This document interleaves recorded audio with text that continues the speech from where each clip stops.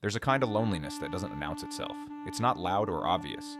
It lives quietly behind laughter, hides in busy calendars, and disguises itself with phrases like, "just been swamped lately." It's not about being physically alone. It's the ache of realizing that nobody truly sees you. That if you vanished for a while, most people wouldn't notice until much later. That when something beautiful or terrible happens, you're unsure who to tell. It's a silence that grows inside, steady and patient. Not sharp, not dramatic, but constant.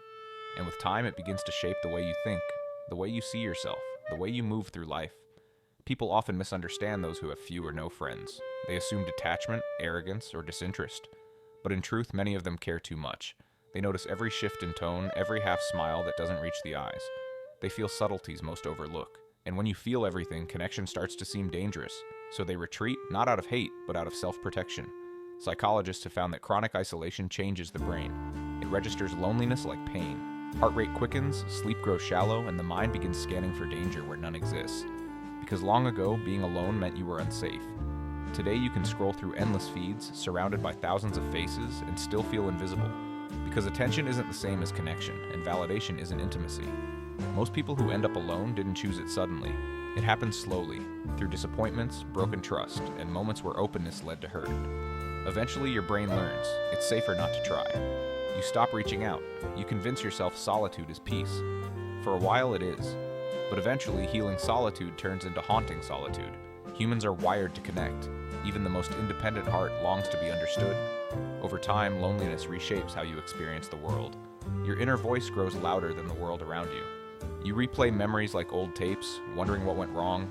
Sometimes you blame yourself, sometimes others, but often it's neither.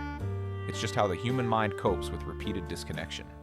There's a term for it: learned social helplessness.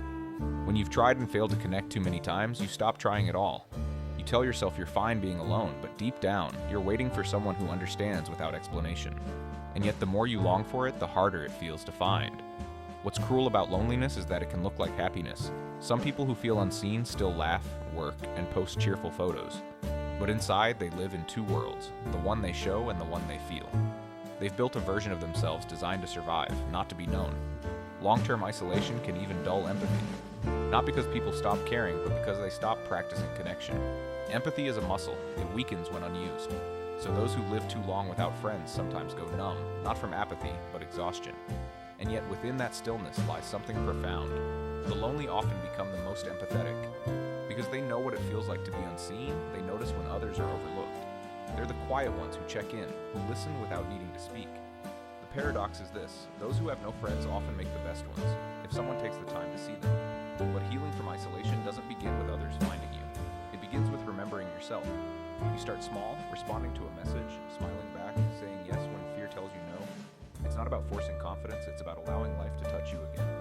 Real friendship doesn't demand perfection, it asks for presence. In truth, people who've lived in loneliness often hold incredible depth. They've studied human nature from the edges.